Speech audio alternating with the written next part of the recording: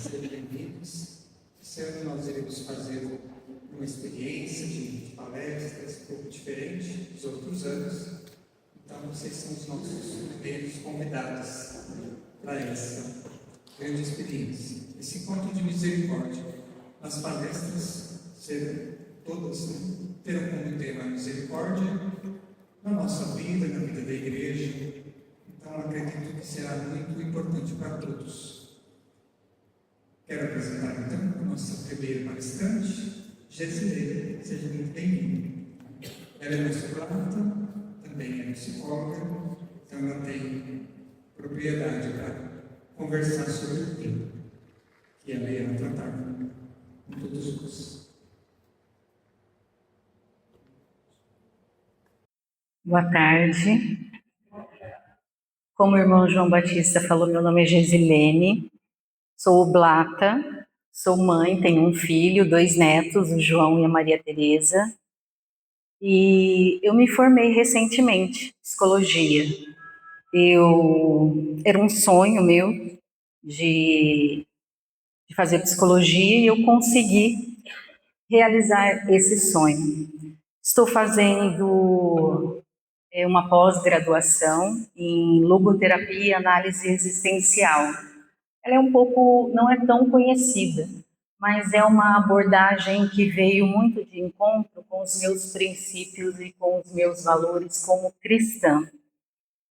Eu até comentava com o Gil que quando eu estava preparando o tema que me foi dado, né, eu falei, não é possível, acho que o Victor Franco, ele deu o catecismo da igreja, né?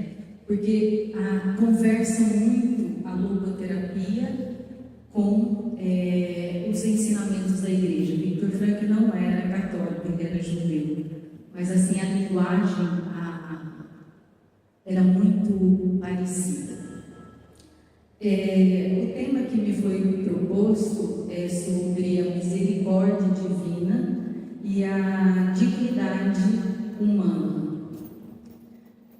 Eu gostaria de iniciar com vocês lendo uma passagem bíblica.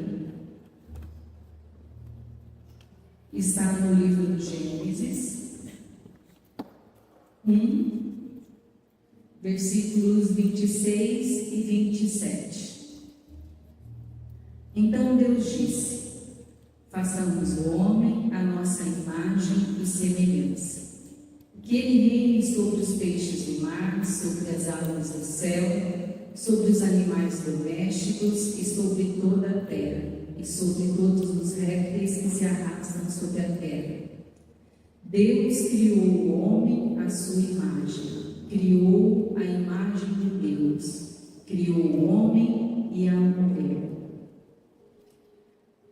Quando nós pegamos o catecismo da igreja, que eu também quero ler para vocês, onde se fundamenta essa dignidade humana e está vinculada com a misericórdia.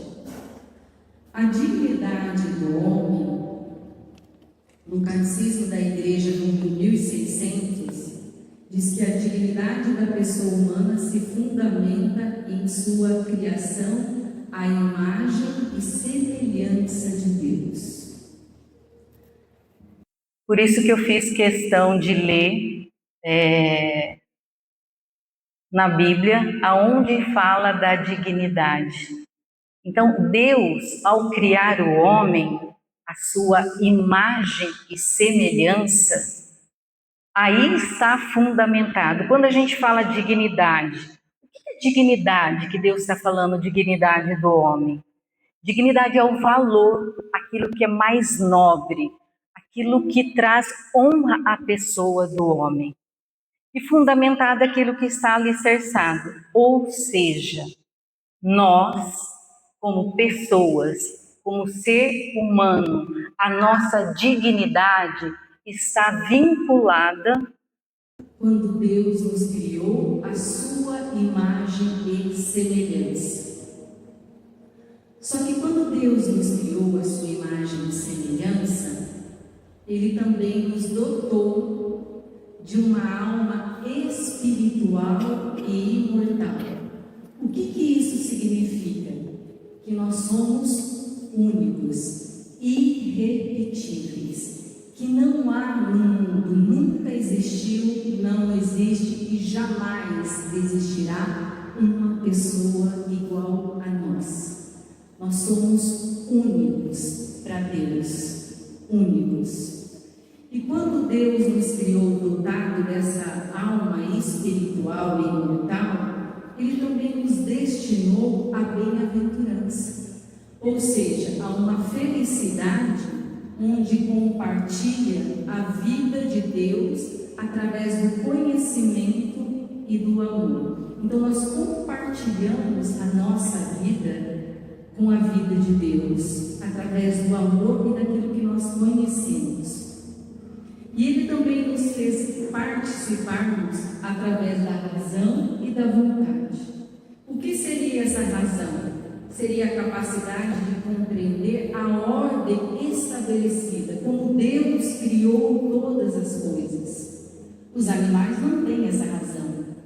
Os animais não pensam, eles não criam nada, eles não querem saber de nada, não questionam nada.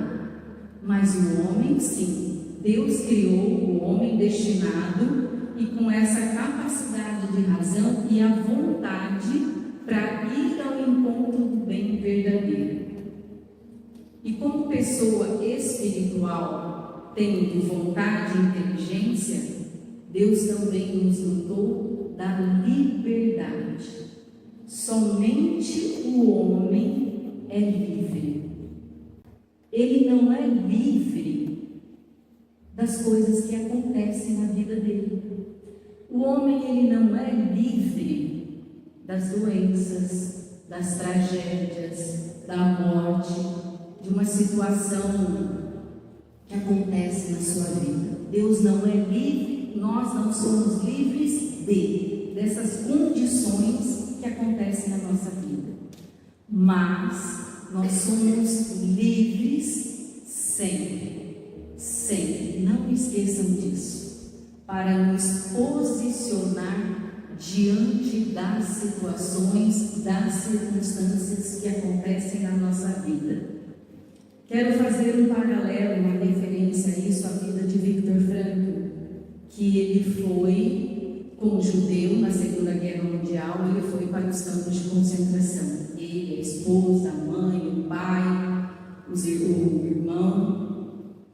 E ele fala que lá no campo de concentração era capaz de ver o ser humano, a pessoa, descer ao mais baixo nível, como um animal, ou se elevar-se ao nível mais alto, como os santos. Ou seja, mesmo no campo de concentração, a pessoa tinha a liberdade para se posicionar.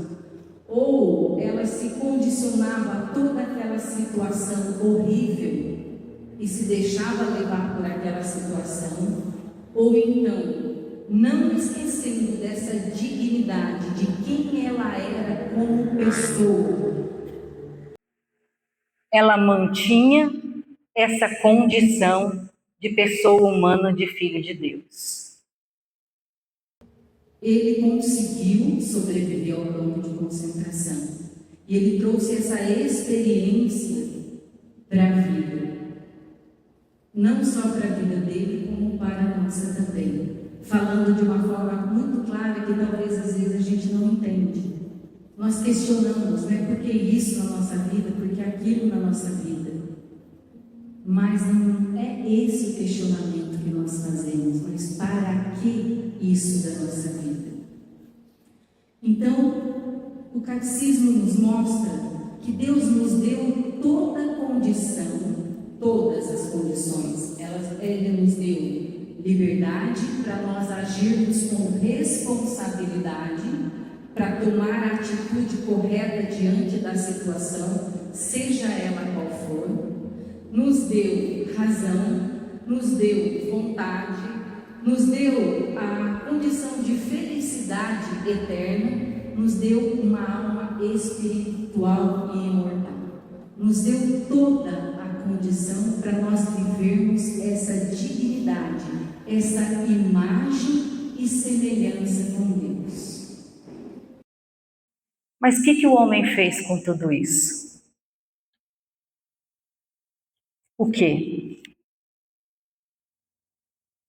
Se nós voltarmos lá na Bíblia, nós vamos ver que na liberdade que Deus deu para o primeiro homem, o homem se deixou levar pela serpente.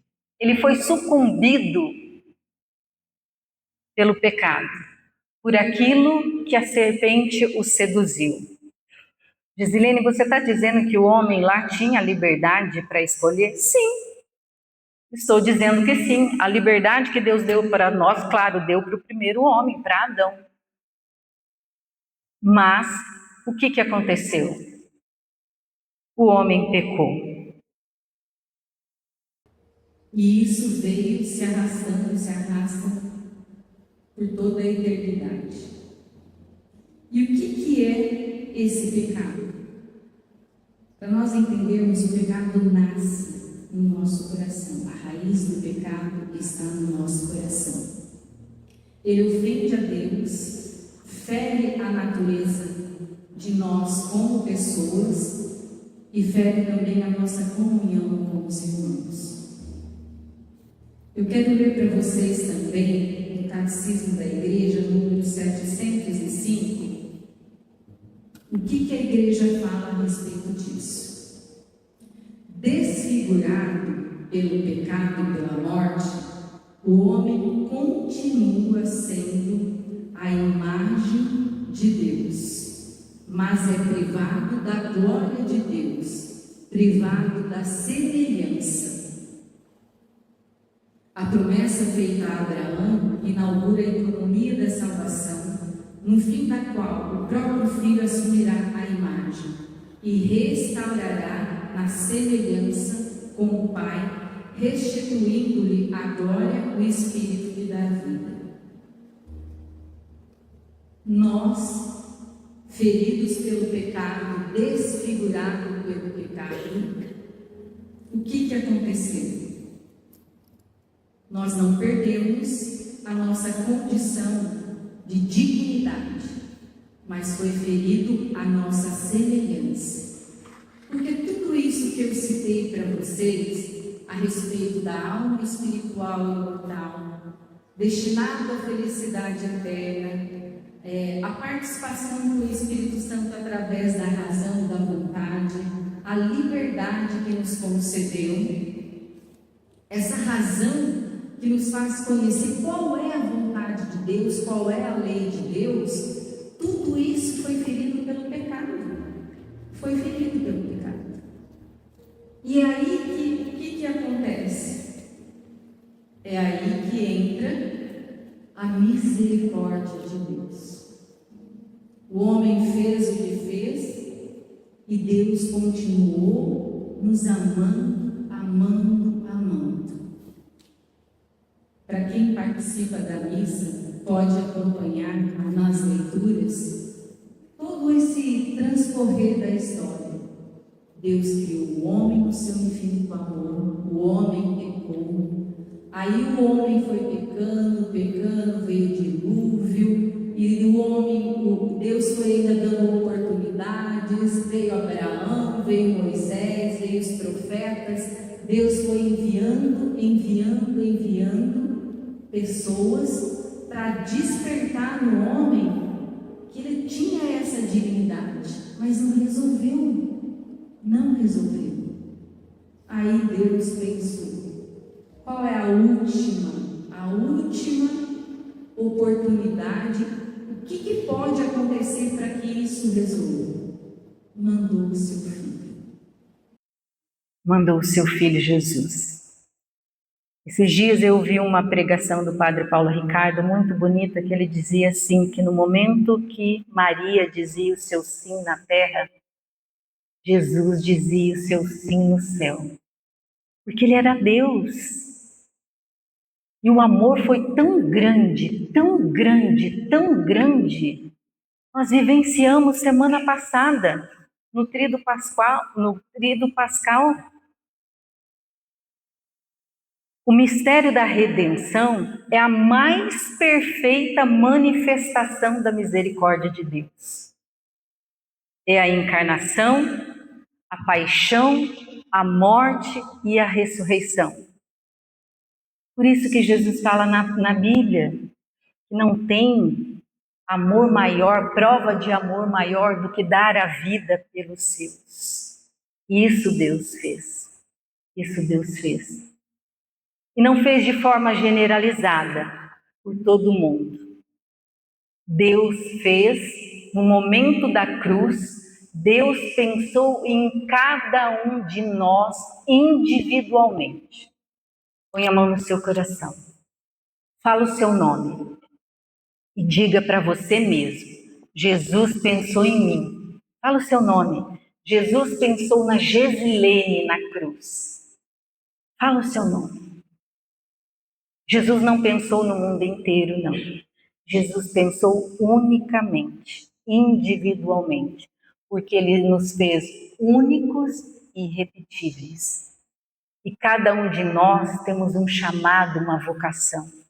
O chamado maior é experimentar esse amor de Deus e viver esse amor de Deus. Compartilhar desse amor de Deus. E aquilo que Deus nos chamou para viver aqui na Terra, seja coisas boas, seja coisas ruins que nós devemos passar,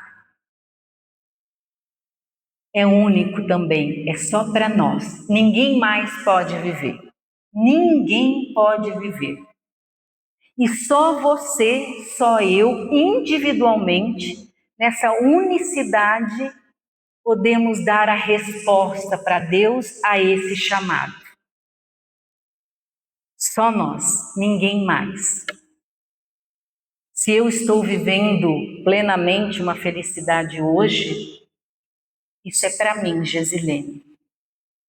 Se alguns anos atrás, há 9 anos atrás, eu passei por uma dor muito grande quando meu pai teve um câncer, faleceu, meu filho teve um câncer na mesma época, com a graça de Deus ele está bem, hoje eu tenho 2 netos, só eu tinha que viver aquilo, ninguém mais. E só eu poderia, na minha liberdade, me posicionar, dar uma resposta para Deus diante daquela situação. Depende só de mim, de mais ninguém. O mistério pascal é o cume da revelação desse cumprimento da misericórdia. A humanidade foi caminhando, Jesus nasceu, Jesus cresceu e passou por todo esse caminhar. Para quê? Na cruz, ser o cume da expressão da misericórdia de Deus. No Catecismo também diz que o Evangelho é a revelação em Jesus Cristo da misericórdia de Deus para os pecadores. Quem são os pecadores? Quem são? Eu, Gesilene, eu sou a pecadora. Então, a misericórdia de Deus veio para mim, individualmente, para mim. E você também pode dizer o mesmo. A misericórdia de Deus, a manifestação da misericórdia de Deus, tudo aquilo que Jesus viveu foi para mim. Eu gostaria de citar 2 pessoas extremamente importantes vinculadas à misericórdia. O Papa João Paulo II, claro, que instituiu a festa da Divina Misericórdia, ele que canonizou Santa Faustina, e também não podíamos deixar de lembrar do Papa Francisco. Na encíclica do Papa João Paulo II,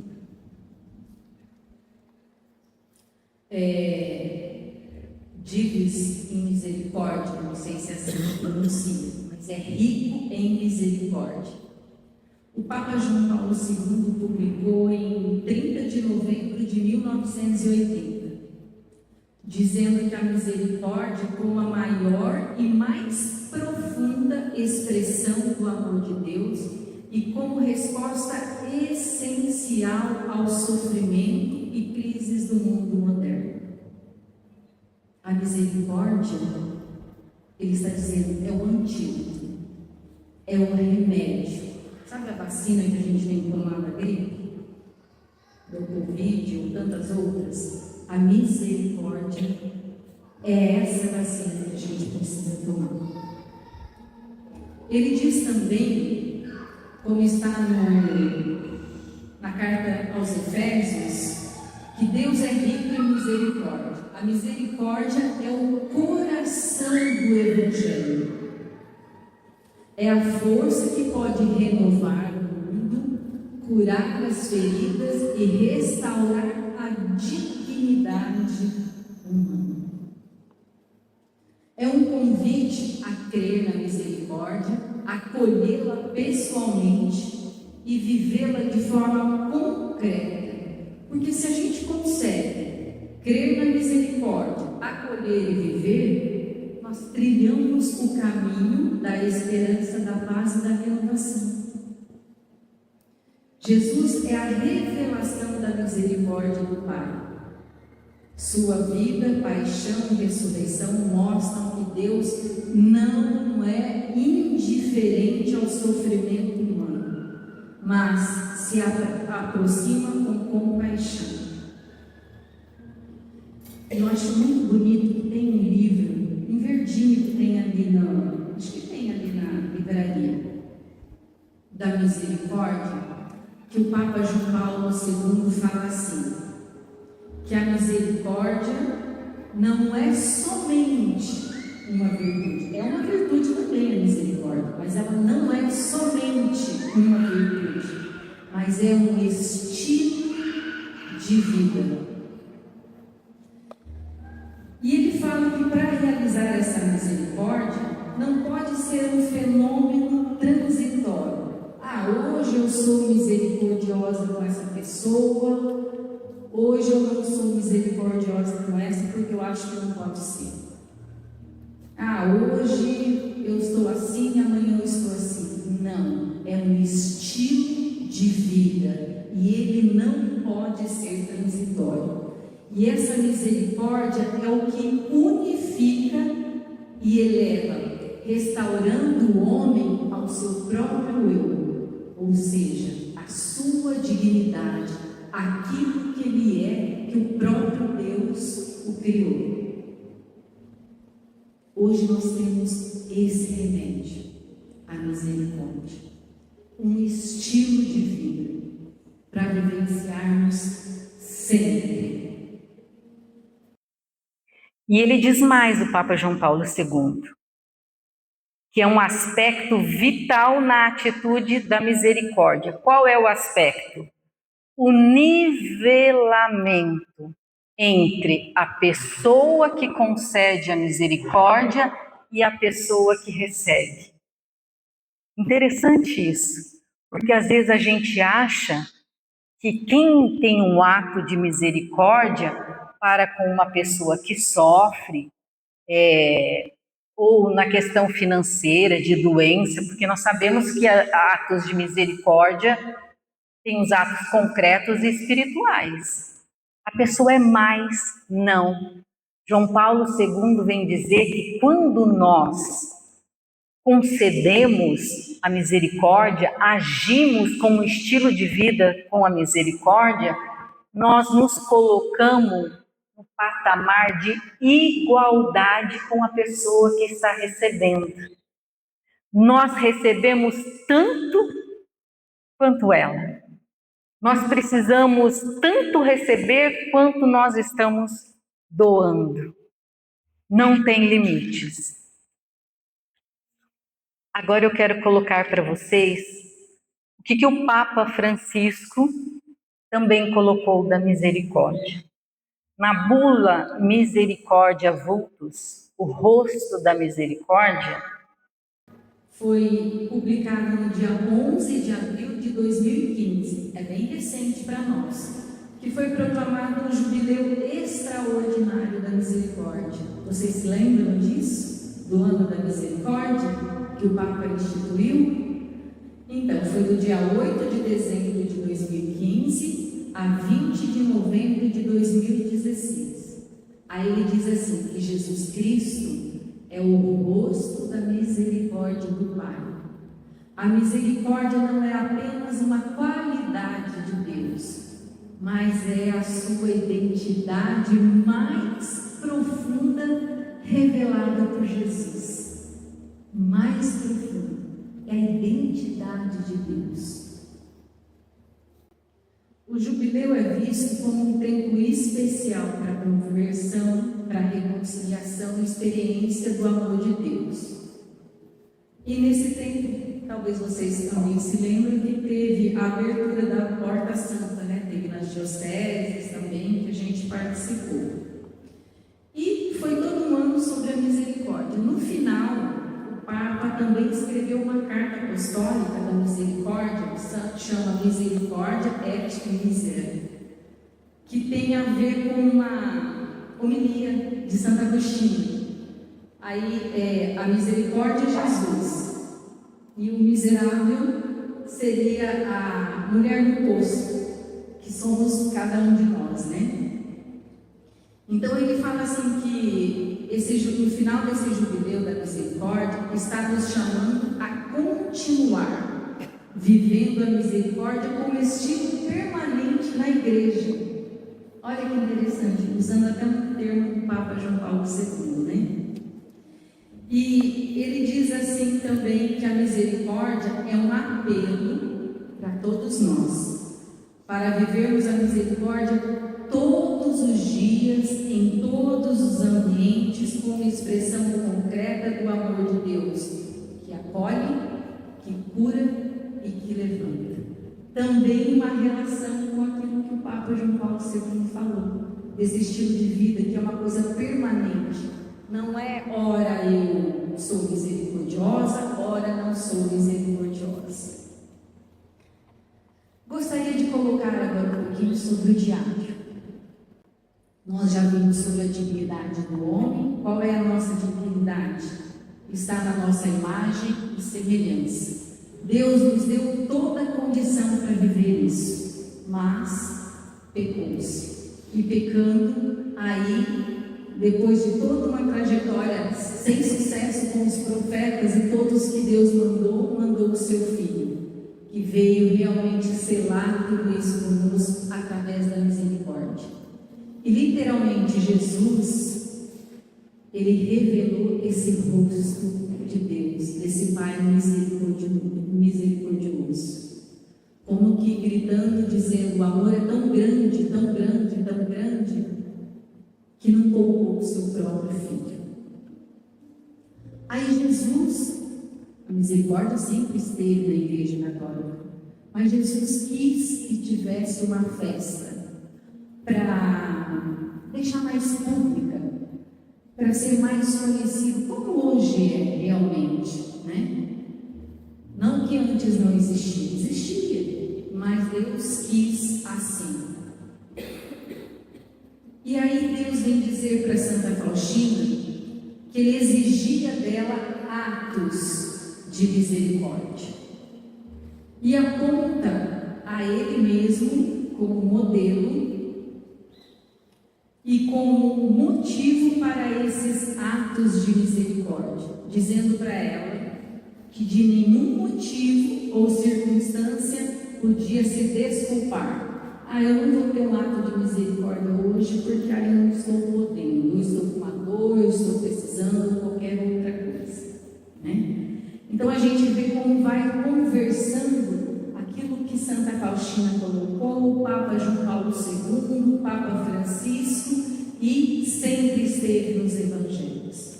Então a misericórdia como estilo de vida, nós devemos vivê-lo sempre, com qualquer pessoa, com qualquer situação. É fácil nós vivermos essa misericórdia que Jesus deu, revelando o rosto do Pai? Claro que não. Não é fácil. Foi fácil para Jesus viver tudo que ele viveu? Encarnar, renunciar toda a sua condição divina, passar pela paixão, pela morte. Foi fácil ser pregado na cruz? Não. Então para nós também não é. Por isso que ele exige isso de Santa Faustina. E ele exige, mas ele diz assim, que Deus misericordioso é ao mesmo tempo modelo e fonte humana de misericórdia. Todos os atos de misericórdia vão fluir do amor de Deus. Deus nos dá a oportunidade para agir de maneira misericordiosa para os que sofrem. E o homem só atinge o amor misericordioso de Deus à medida que ele mesmo é misericordioso para o próximo. Não adianta também nós experimentarmos, dizer que experimentamos o amor de Deus, a misericórdia de Deus, se nós não somos compatíveis a essa misericórdia. Se nós não conseguimos pôr em prática essa misericórdia no nosso dia a dia como um estilo de vida. Como uma exigência para Santa Faustina, nós também acolhemos isso para nós. E Jesus diz assim na palavra: sede misericordioso como vosso Pai é misericordioso. Tem outro livro da Bíblia que fala: sede santo como eu sou santo. Quer dizer a mesma coisa. E diz assim também: o apelo para que todos os cristãos pratiquem a misericórdia é ao mesmo tempo um chamado para atingir a plenitude da dignidade humana. Como eu falei para vocês, a misericórdia, esse estilo de vida, é algo para nós vivenciarmos, para nós retomarmos a nossa dignidade humana, a nossa dignidade como pessoa. Lembra que eu falei que Victor Frankl fala na logoterapia? Nós podemos descer ao mais baixo nível dos animais, ele fala até dos porcos, com comportamento egoísta, que não perdoa, que faz fofoca, que mata de várias maneiras, que rouba, que destrói, causa intriga, faz divisão, só pensa em si, tantas outras coisas, ciúmes, inveja, a gente podia enumerar, ou nós podemos elevar ao nível dos santos. Ou seja, os santos, eles conseguiram viver essa misericórdia, experimentar, sentir, acreditar e colocar em prática essa misericórdia, esse antídoto, essa vacina. É esse o remédio para nós nos dias atuais, a misericórdia, para retomarmos a nossa semelhança de Deus. Isso que Jesus veio mostrar para nós, isso que Jesus viveu e pede para nós. No Diário de Santa Faustina diz assim, no número 651, a misericórdia é a flor do amor. Deus é amor e a misericórdia a sua obra. No amor se concebe, na misericórdia se manifesta. No Diário 651. Feche os seus olhos que eu vou ler novamente essa frase de Santa Faustina, para que vocês gravem no seu coração. E depois, em seguida, eu vou ler uma oração para nós encerrarmos. Está no Diário 651.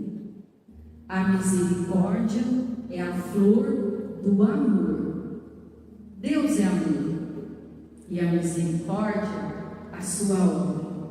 No amor se concebe, na misericórdia se manifesta. Eu quero ler para vocês, para nós encerrarmos assim, um momento de partilha sobre a dignidade do homem. Uma oração de Santa Catarina de Sena, não é de Santa Faustina. Mas os santos não vão brigar lá no céu, né? Imagina. Santa Faustina não vai achar ruim de forma nenhuma, vai? Não, né? Não vai. Então ele falou que, né? Ele falou que pode, então eu vou ler essa oração de Santa Catarina de Sena. Está nesse livro de Diálogo. Para quem conhece ou tem, ou gostaria de ler, é um diálogo de Santa Catarina com Deus Pai. Diz assim: ó misericórdia divina, que disfarças os defeitos humanos, não me espanto de que digas a quem deixa o pecado mortal e volta a ti. Não me lembrarei mais de que me ofendestes. Na misericórdia inefável, não me espanto de que fales assim a quem se converte. Surpreende-me que digas sobre os que te combatem. Quero que oreis por eles, a fim de que eu os perdoo. Ó misericórdia, Pai, que procede da tua divindade e que pelo teu poder governa o mundo inteiro. Tua misericórdia nos criou, tua misericórdia nos recriou no sangue de teu Filho. Tua misericórdia nos conserva. Foi ela que levou Jesus a tirar-se aos braços da cruz na batalha da vida contra a morte, da morte contra a vida. Então, a vida vence a morte do pecado, enquanto a morte que vem do pecado destruiu a vida física do Cordeiro sem manchas. Mas quem foi o vencido? A morte? Quem é o vencedor? Tua misericórdia. Tua misericórdia produz vida, concede a luz, revela o Espírito em todos os homens, santos e pecadores. Reluz nas alturas do céu em teus santos. E se me volto para a terra, como ela é abundante aqui, tua misericórdia brilha mesmo na escuridão do inferno, porque não dá aos condenados todo o castigo que merecem. Com tua misericórdia, mitigas a justiça. Por tua misericórdia, nos lavastes no sangue.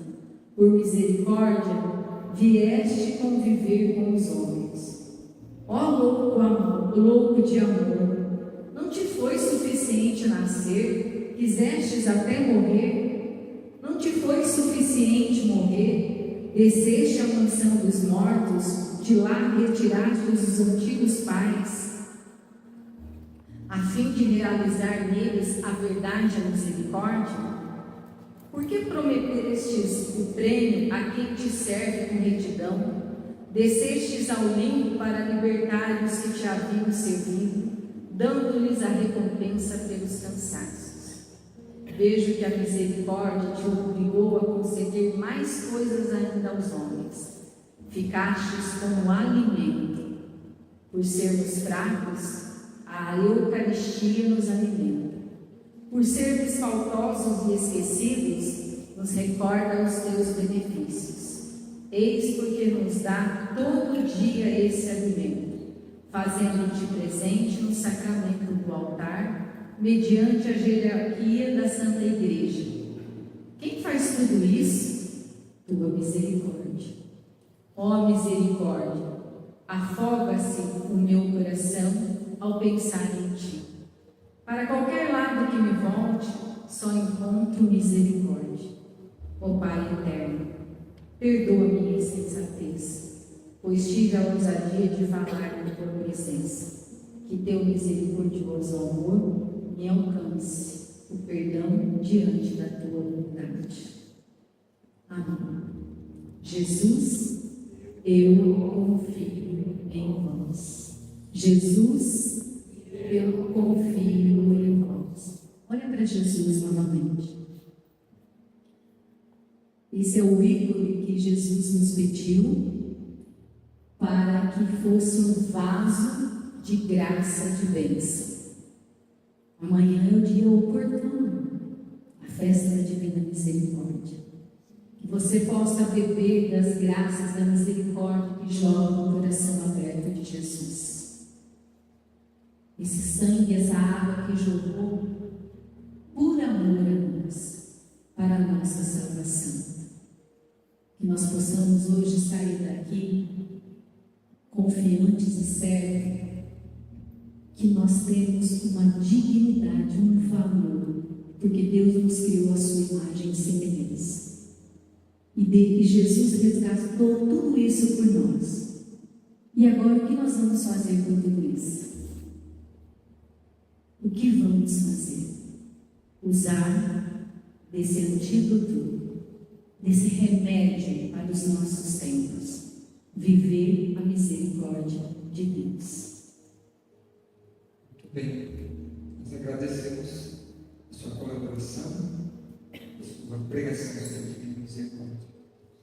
Espero que todos possam se perceber quanto você vale. Deus que nos criou, Ele também se encarnou, Ele quis ter a nossa carne. Ou seja, nós somos muito importantes para Ele. Ele não quis que nós morrêssemos para sempre, porque tem saudade de nós. Ele nos ama.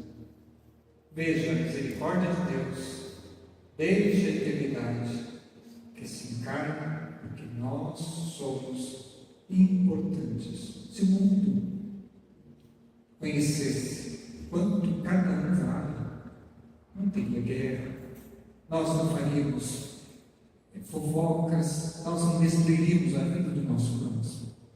Porque se eu sou importante para Deus, o outro também é. Se eu fui resgatado pelo sangue de Jesus, o outro também é. No céu não tem inimizade. Então, muito obrigado por nos lembrar da dignidade que temos, porque somos imagem e semelhança de Deus. Rezemos pela Gisilene, implorando a misericórdia de Deus, para que se derrame abundantemente na vida dela, na vida de sua família. De pé, invoquemos a misericórdia de Deus sobre a sua história, sobre a sua vida, sobre a sua alma, para que Deus te conceda a graça da confiança, a graça de ter um vaso transbordante de misericórdia para os seus pacientes, para as pessoas com que você encontra ao longo do dia, ao longo do seu trabalho. Rezemos por 3 vezes a invocação que Jesus nos ensinou através de Santo Faustina. Ó sangue e água que jorrastes do coração de Jesus, como fonte de misericórdia para nós. Eu confio em vós. Ó sangue e água que jorrastes do coração de Jesus, como fonte de misericórdia para nós. Eu confio em vós. Ó sangue e água que jorrastes do coração de Jesus, como fonte de misericórdia para nós. Eu confio em vós. Muito obrigado.